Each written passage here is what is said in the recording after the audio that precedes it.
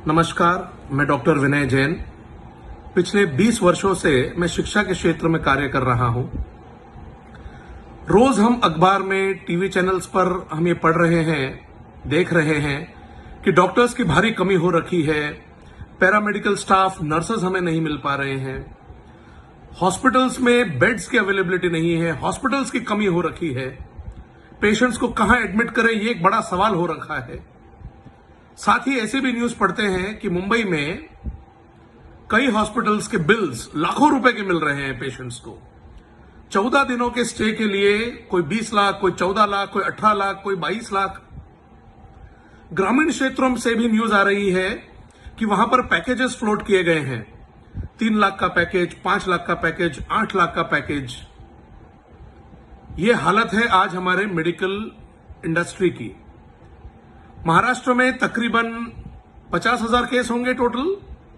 50,000 cases में हमारी इतनी बुरी हालत हो रखी है। उम्मीद कीजिए अगर ये केसेस बढ़ जाएं तो हमारी क्या हालत होगी। तो आज मैं आपके समक्ष एक दूसरा तथ्य लाने की कोशिश कर रहा हूं कि आखिर ऐसी नौबत क्यों आई। ऐसी नौबत इसलिए आई है दोस्तों क्योंकि पिछले 20 वर्षों में मुंबई को एक भी नया मेडिकल कॉलेज नहीं मिला। मुंबई चारों तरफ से एक्सपैंड हुई। मुंबई में स्काई स्क्रैपर्स बने, टावर्स बने, मुंबई चारों तरफा विकास हुआ, सभी जगह पर रीडेवलपमेंट का काम हुआ, लेकिन मुंबई में एक भी नया मेडिकल कॉलेज मुंबई को नहीं मिला। क्यों? आपको यह जानकर आश्चर्य होगा कि हिंदुस्तान में यदि किसी को एक मेडिकल कॉलेज खोलनी हो तो उसे 20 एकड़ जमीन की जरूरत है। आप गूगल कीजिए how to open a medical college in India, आप शॉक्ड हो जाएंगे। 20 एकड़ जमीन चाहिए अदर देन मेट्रो सिटीज, और मुंबई जैसे महानगर में आपको 10 एकड़ जमीन चाहिए यदि आप एक मेडिकल कॉलेज खोलना चाहते हैं। सवाल उठता है 10 एकड़ की जरूरत क्यों है, और क्या मुंबई जैसे महानगर में 10 एकड़ जमीन किसी को मिल सकती है? तो ना तो जमीन मिलेगी और ना ही कोई नया मेडिकल कॉलेज खुलेगा। फर्ज कीजिए किसी के पास 10 एकड़ जमीन है भी। 10 एकड़ जमीन में कितने विद्यार्थियों की पढ़ाई होगी? यह दूसरा शौक लगेगा आपको। 10 एकड़ की जमीन यदि आपके पास हो तो आपको मेडिकल कॉलेज खोलने की परमिशन मिलेगी, और उसमें भी केवल 120 विद्यार्थी प्रतिवर्ष लेने की आपको अनुमति मिलेगी। यानी कि 120 इंटू 4 ईयर्स का कोर्स, 480 विद्यार्थियों के लिए केवल आपका कॉलेज होगा। 480 विद्यार्थियों के लिए आपको 10 एकड़ जमीन। क्या हम कोई मिलिट्री स्कूल खोल रहे हैं जहां पर 10 एकड़ जमीन में हमें स्टूडेंट्स को रोज दौड़ाना है, व्यायाम कराना है? क्यों चाहिए 10 एकड़ जमीन? इसका कोई जवाब नहीं है।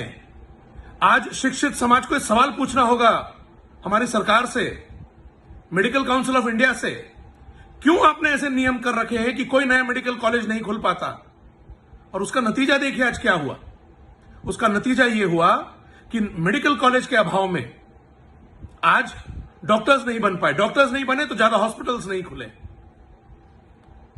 आज सॉल्यूशन क्या है? मुंबई जैसे महानगर में मैं स्कूल्स रन करता हूं। 2000-3000 मीटर के प्लॉट पे हम 2 से 3,000 विद्यार्थियों को पढ़ा लेते हैं, और एक मेडिकल कॉलेज खोलने में लगता क्या है साहब? हमें डॉक्टर होने के नाते मैं कह सकता हूं, हमें कुछ लैब्स की आवश्यकता होती है, physiology lab, anatomy lab, pharmacology lab. हमें कुछ सेमिनार हॉल्स की जरूरत होती है, लेक्चर हॉल्स की जरूरत होती है, और एक 25-50 बेड के हॉस्पिटल की जरूरत होती है।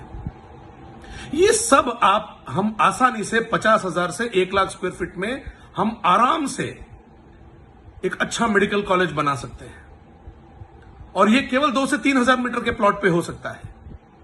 लेकिन जो भी सरकार, जिसने भी ये नियम बनाए, नियम क्यों बनाए गए थे? क्योंकि ये पर्पसफुली चाहते थे। ये जो लॉबी है जो कंट्रोल करती है आज मेडिकल एजुकेशन को, पुरानी सरकार के थे, किसी भी सरकार के थे, ये पर्पसफुली चाहते थे कि नई मेडिकल कॉलेज नहीं खुले ताकि इनकी दुकानदारी अच्छी चल सके।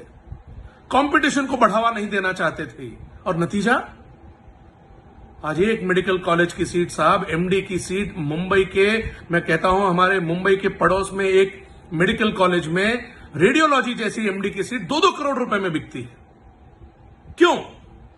और ये 2 करोड़ की सीट कौन लेता है साहब? आम मुंबईकर? हमारा मराठी मानुस इसको ले पाता है? मुंबईकर इसे ले पाता है? नहीं। इसमें कौन लोग लेते हैं? जिनके पास अपार पैसा है, और जिनके पास अपार पैसा है उनके बच्चों को डॉक्टर बना भी देते हैं 2-2 करोड़ रुपए की सीट लेकर।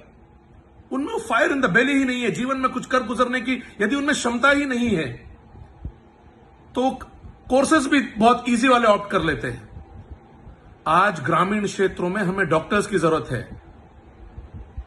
पैदा होते ही लाखों बच्चे मर जाते हैं, प्रसव के दौरान डॉक्टर्स ही नहीं है गांवों में। क्यों हो रखा है ऐसा हालत? इसका कारण है हमने कभी अच्छे डॉक्टर्स बनने नहीं दिए। आज 2 करोड़ रुपए भर के सीट लेने की हैसियत कितने में है? आज आपको और एक जानकर आश्चर्य होगा, दूसरा पहलू भी है। आज पेरेंट्स अपने बच्चों से कहते हैं कि बेटा डॉक्टर मत बनना। डॉक्टर स्वयं अपने बच्चों से कहते हैं कि बेटा डॉक्टर मत बनना। तू डॉक्टर बनेगा, 30 साल तक पढ़ेगा, मेहनत करेगा, जैसे तैसे डॉक्टर बनेगा, प्रैक्टिस सेट करेगा और प्रैक्टिस चल निकलेगी। कल उठ के कुछ एक छोटा सा इंसिडेंस हो जाए, पेशेंट्स के रिलेटिव्स आके तुझे मारेंगे, तुझे देर सवेर रात में कभी भी उठाया जाएगा। कोई नहीं बनना चाहता आज डॉक्टर। आप स्टैटिस्टिक्स निकाल कर देखिए, साइंस लेने वालों की विद्यार्थियों की संख्या कम हो गई है, उसमें मेडिकल में जाने वालों की संख्या और कम हो गई है। एंड स्पेशली बॉयज, गर्ल्स तो फिर भी थोड़ी बहुत एजुकेशन ले रही है, मेडिकल एजुकेशन में जाने की होप रखती है। बॉयज के अंदर में ट्रिमेंडस डाउनफॉल है। Boys don't want to get into medical education anymore. इसका सोल्यूशन क्या है? मैं उद्धव ठाकरे जी से, आदित्य ठाकरे जी से विनम्र निवेदन करता हूं कि हम महाराष्ट्र में एक पहल कर सकते हैं। महाराष्ट्र पूरे देश को दिशा दिखा सकता है। हमें करना क्या है? हमें कोई एडिशनल बजट की जरूरत नहीं है। हमें केवल रूल्स को ट्वीक करने की जरूरत है। हमें केवल ऐसे रूल्स चाहिए कि 2 से 3 हजार वर्ग मीटर में भी आप एक मेडिकल कॉलेज खोले, और देखिए हर रेलवे स्टेशन पे 3 से 4 मेडिकल कॉलेज खुल जाएंगे। तो क्या हम क्वालिटी से कॉम्प्रोमाइज करेंगे? नहीं। हम अच्छे क्वालिटी के डॉक्टर्स प्रोड्यूस करेंगे। हम एजुकेशन की गुणवत्ता पर फोकस करें और आने वाले वर्षों में हम इतने डॉक्टर्स प्रोड्यूस करें कि हम पूरे इंडिया की रिक्वायरमेंट को पूरा कर दें। हर एक ग्रामीण क्षेत्र में। और अच्छा, ज्यादा डॉक्टर्स बनेंगे तो क्या होगा? ज्यादा डॉक्टर्स बनेंगे तो ज्यादा अस्पताल अपने आप खुलेंगे। ज्यादा अस्पताल अपने आप खुलेंगे तो कंपटीशन होगा। कंपटीशन होगा तो ये जो 5 लाख, 15 लाख, 20 लाख, 25-25 लाख के बिल जो रेज होते ऑटोमेटिकली कम हो जाएंगे। ये एक विशेष साइकिल है साहब। इस साइकिल की शुरुआत करनी होगी क्रिएटिव सोच से। ये जो इस तरह की लॉबिंग वाले जो रूल्स बने हुए हैं, इन्हें तोड़ने की आज डायर नीड है, सख्त आवश्यकता है। आज 1 लाख पेशेंट्स है साहब, उनको नहीं संभाल पा रहे हैं। सोचिए आने वाले वर्षों में यदि कोई इससे बड़ी महामारी आ गई तब हम क्या करेंगे? ना अस्पताल मिलेंगे, ना डॉक्टर्स मिलेंगे। इसलिए समय है कि हम अभी चेत जाएं, हम जागें। और यदि हम आज जाग गए, आने वाले समय हमारा अच्छा होगा। हम तो आज ये कठिनाई झेल रहे हैं, लेकिन हमारे बच्चों को ये कठिनाई नहीं झेलनी पड़ेगी। यही हाल शिक्षा के क्षेत्र में हो रखा है। हर जगह पर दोस्तों आज क्रिएटिव रूल्स की जरूरत है। हर रूल्स को रीडिफाइन करने की जरूरत है आज। और यदि हम क्रिएटिवली सारे रूल्स को रीडिफाइन करें, सारी पॉलिसीज को रीडिफाइन करें, तो हम एक बेहतर भविष्य की कामना कर सकते हैं। धन्यवाद।